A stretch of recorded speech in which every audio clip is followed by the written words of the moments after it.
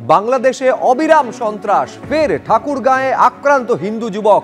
চিন্ময় কৃষ্ণ দাসের গ্রেফতারির প্রতিবাদ করায় রাস্তায় ফেলে মারধর করা হলো।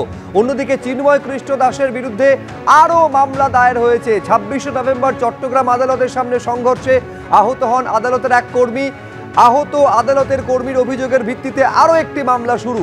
আরও বিস্তারিত জানবো নিউজ রুমে, সরাসরি আপনাদের নিয়ে যাব। অতনু হালদার আমাদের প্রতিনিধি রয়েছেন।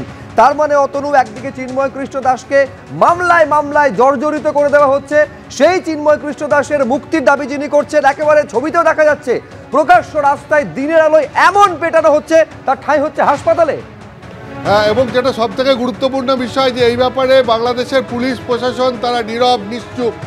বাংলাদেশ সরকারকেও সেইভাবে কিন্তু এখনো পর্যন্ত উদ্যোগী হতে দেখা যাচ্ছে না, যে বাংলাদেশের যে সমস্ত সংখ্যালঘু হিন্দু, বৌদ্ধ, খ্রিস্টান রয়েছেন তাদের নিরাপত্তা নিয়ে যে প্রশ্ন উঠছে, সেই নিরাপত্তা সুনিশ্চিত করতে।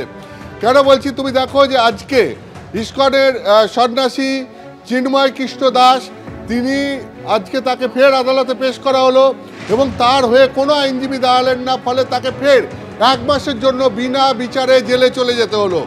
একজন আইনজীবী পর্যন্ত দাঁড়ালেন না, যেখানে এর আগে ঠিক 1 সপ্তাহ আগে এই শুনানির দিন তার হয়ে 50 জন আইনজীবী দাঁড়িয়েছিলেন।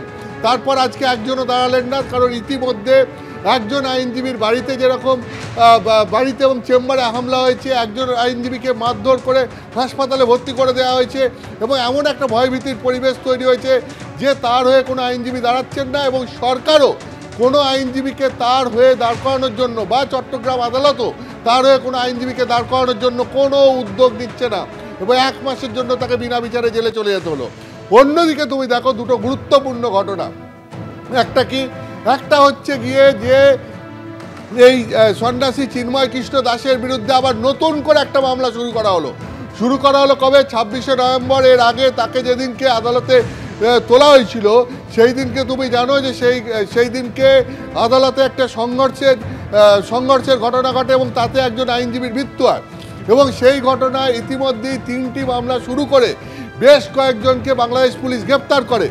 এরপরে যেটা হলো আজকে, যে এই যে আগের 3টে মামলা, এর কোনোটাই চিন্ময় কৃষ্ণ দাসের নাম ছিল না, কিন্তু আজকে 1 সপ্তাহ পরে আদালতের এক কর্মী, তিনি সেই দিনের ঘটনায় আহত হয়েছিলেন, তিনি পুলিশের কাছে অভিযোগ দায়ের করলেন এবং সেই অভিযোগের পরিপ্রেক্ষিতে এবার চিন্ময় কৃষ্ণ দাসের বিরুদ্ধে মামলা শুরু করা হলো। এবং এটাই হচ্ছে গিয়ে যেটা এখানকার আইনজীবীরা বলছেন, যে এটা কি এই জন্য করা হলো যে যাতে 1 মাস পরে চিন্ময় কৃষ্ণ দাস, তার বিরুদ্ধে যে রাষ্ট্রদ্রোহিতার মামলা শুরু করা হয়েছে, যে মামলার খুব একটা জোর নেই বলে মনে করছেন আইনজীবীরা, যে সেই কারণেই আজকে তার হয়ে আইনজীবী দাঁড়াতে দেওয়া হয়নি বলে এখানকার আইনজীবীদের একটা অংশের দাবি, যে সেই কারণেই হয়তো তার হয়ে সওয়াল করার জন্য কোনো আইনজীবীকে দাঁড় করাতে দেওয়া হলো না। ঠিক সেই কারণে, সেই আশঙ্কায় যে 1 মাস পরে হয়তো উনি জামিন পেয়ে যেতে পারেন, তখন যাতে তাকে আবার নতুন করে অন্য কোনো মামলায় হেফাজতে নেওয়া যায়, তার জন্য আর একটা মামলা সাজানো হচ্ছে, আর একটা মামলা তৈরি করা হচ্ছে। ওই জন্য 1 সপ্তাহ আগের ঘটনায় আহত একজন আদালত কর্মীকে দিয়ে একটা মামলা করানো হলো এবং মামলাটা করানো হলো সন্ন্যাসী চিন্ময় কৃষ্ণ দাসের বিরুদ্ধে। এখন প্রশ্ন হচ্ছে, 26শে নভেম্বর যখন আদালতে সংঘর্ষের ঘটনা ঘটেছিল, তার আগেই তো চিন্ময় কৃষ্ণ দাসকে পুলিশ গ্রেপ্তার করেছিল এবং সেই দিনকে তাকে আদালতে পেশ করা হচ্ছিল। যখন তাকে আদালতে পেশ করা হয়, তখন তিনি পুলিশের হেফাজতে ছিলেন। ফলে পুলিশের হেফাজতে থাকাকালীন যে সংঘর্ষ আদালত চত্বরে ঘটে, সেই সংঘর্ষের সঙ্গে তিনি কিভাবে যুক্ত হতে পারেন, তার বিরুদ্ধে কিভাবে সেই মামলা শুরু হতে পারে? তার কারণ তিনি যেহেতু পুলিশের হেফাজতে ছিলেন, যেহেতু আগের দিনই পুলিশ তাকে গ্রেপ্তার করেছিল, ফলে 1, তার পক্ষে কোনো সংঘর্ষের ঘটনা ঘটানো সম্ভব নয়। 2, তিনি পরিকল্পনা করে কোনো সংঘর্ষের ঘটনা ঘটাতে পারবেন না, তার কারণ তিনি তো নিজে পুলিশ হেফাজতে ছিলেন, সেখান থেকে তিনি কি করে পরিকল্পনা করবেন? কিন্তু তা সত্ত্বেও দেখা গেল তার বিরুদ্ধে অভিযোগ দায়ের হলো এবং পুলিশ হেফাজতে থাকাকালীন তাকে অভিযুক্ত করে আর একটা মামলা শুরু করে দিল পুলিশ। ফলে গোটা বিষয়টা নিয়ে প্রশ্ন উঠছে এবং ঠিক একইভাবে যেটা আমরা দেখলাম, যে আরেকজন যুবক, তিনি এই সন্ন্যাসী চিন্ময় কৃষ্ণ দাসের গ্রেপ্তারির প্রতিবাদ জানাচ্ছেন ঠাকুরগাঁওতে এবং সেই প্রতিবাদ জানানোর জন্য তাকে বেধড়ক মারধর করা হলো।